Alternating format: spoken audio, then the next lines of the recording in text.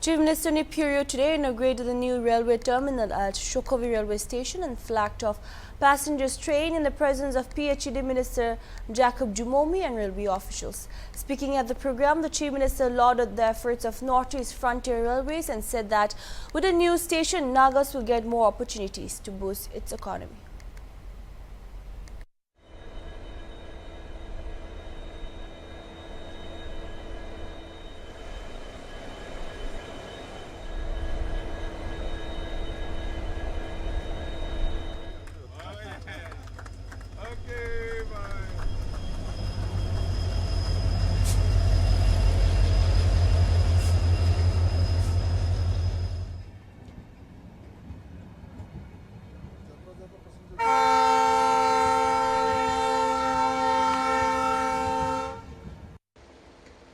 As we learned, 1903, you had the first railway connection to Dimapur.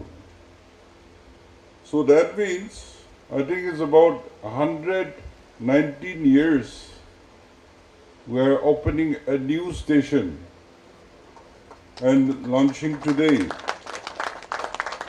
It's a huge step.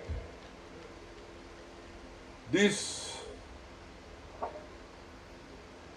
passenger and also goods station giving service to the state.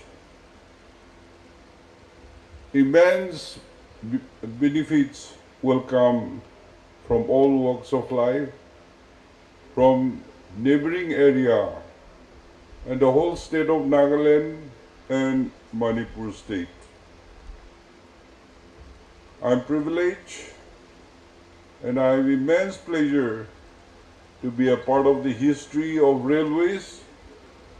And as today we inaugurate and launch the passenger services on this Dhansari to Shukhovi, the first phase, I want to congratulate the Northeastern Frontier Railways, the officers, engineers and the staff for making our dream comes true. I know you had a lot of challenges in acquiring land, and we had diverted from Dhansari, otherwise it could have been finished long time back.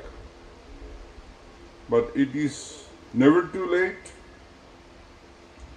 and we are glad that the Railway Ministry and the official and staff are determined to see that the commitment made by the Ministry of Railways to take the railway line to Kohima. Now we're a little short of Kohima, ending in Zubza. But as we converse, and also I had a meeting with the Honorable Minister of Railways, that they are going to, and today my conversation with the GM also, they're going to make a survey from Zubza to New Kohima and onward to Imphal. And when you reach Imphal from Jeribam, it is connected, so they will have two routes to reach the valley. Jeribam is also beneficial, and we appreciate the hard work they had done. But that is little out of way, where habitations is very few and the terrains, the land topography is very challenging. But we are glad that they could achieve. And so this will connect to the Southeast Asia. The vision of the Honorable Prime Minister look east, which he made it act east. That means we'll be connected not only to the mainland but also to the southeast. And this will bring a lot of economic benefits and connectivity as mentioned by the general manager. When you look back at the civilizations of this world, when engines were not invented, the first communication was the waterway. You can make a boat or you can make a raft, and they were traveling through sea routes and rivers and had explored all the world over. So the waterway was the cheapest way and the fastest way of communication. Then comes the railway. When they invented the engine, it has brought immense benefit, connectivity, and the economic activities. I read one book, Who Built America? Government has given the logistic support, but it is the rich people who had competed among themselves. The bankers, the steel tycoons, and some people are exploiting the oils and natural gas. Some are laying railway tracks, and they made railway connected throughout America. If you look at the cowboy films, you'll realize that there is always a scene of railways going into the extreme areas, a strange land where the natives were not happy that their land or the quietness is disturbed. However, when it reaches them, then the wealth multiplied. And though it is the 21st century and we are far behind, we are happy that the vision of the country is reaching us, and I'm extremely happy that our people will continue to be engaged in activities with good connectivity. Our agri-products, and we are yet to exploit our oil and natural deposit, our minerals. Railway is the second cheapest kind of transport, and therefore this will change the face of our state and our economy. Yes, I'm happy that by March and April you'll be able to reach Molwon station, and that will be good because of this mountain. They have to make a tunnel, and I used to observe that line, because as soon as you come out of the tunnel, then you have a Tate River where you have to build a major bridge, and I've seen that the pillars are already up. So the steel bridge will not take long. So I hope you will keep up your challenges and do your commitment by March and April. We'll look forward to that also. Well, your phase 2 to Perema by 2023, and then phase 3, that is up to Zubza by 2026. I hope those schedules are very challenging. We cannot blame the railways because we had caused a lot of hindrance in acquiring land. Land is a big problem. And therefore, all of us, we have to give our cooperation and local support. And there the GBs, the village council, the tribal ho-hos have to come in so that we don't create problem, but we support them and get a benefit as quick as possible. The railway, which the ministry had announced and also approved back 2012, the from Dimapur to Tizit, I'm talking about, the Planning Commission had approved, and in 2013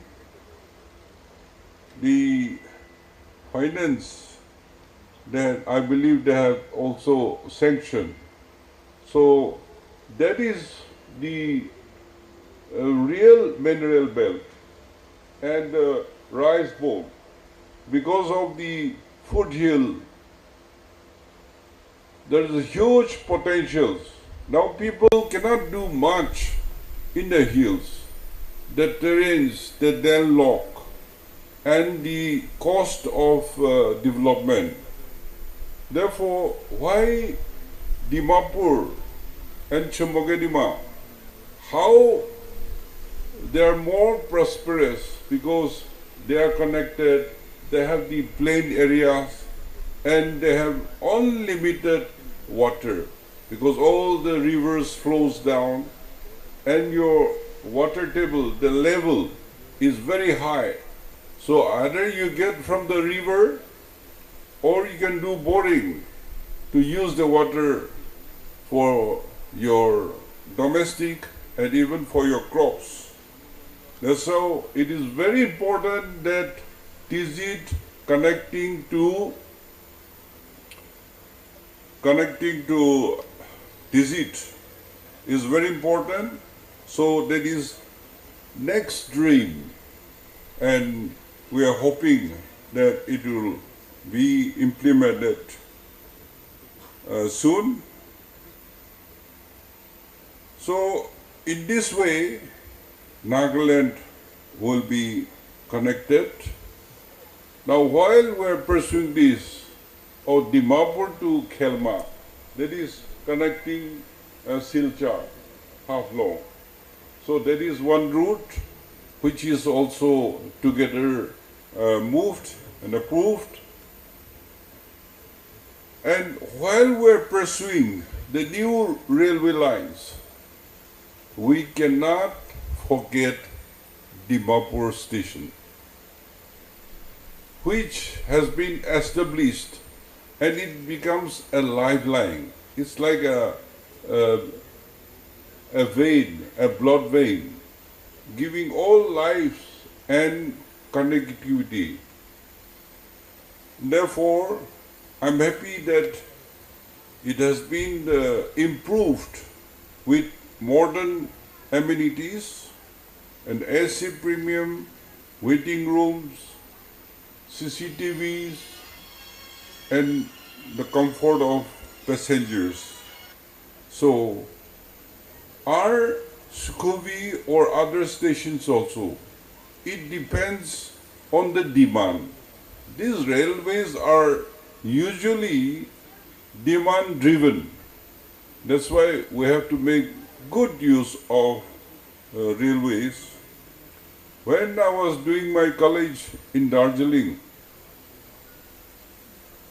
most of the time we used to travel by car, taxi. But sometimes we want to experience the railway ride to the hills. And that's how our railway going to Kohima, it reminds me of my college days. How we used to get up on the train and go around the mountains. It is very scenic and very, very interesting. Our land and our mountains are beautiful, and therefore it will be a pleasure to ride, and it will also attract a lot of tourists once connectivity is done. Therefore, we must take advantage of this connectivity, particularly railways. And as mentioned, our agriculture products will be exported from our state direct to the destination, the buyer, and therefore it will bring a lot of incomes to the farmers. And once they are buyers, I know our Naga farmers can produce. So with this launching of this Shukhovi railway today, I hope this will be the starting point to change the mindset and to bring economic activities down from the farmers to the travelers and to connectivity to the mainland and beyond. So with these few words, I once again congratulate our neighbors. You are the first people who had got the railway line connected.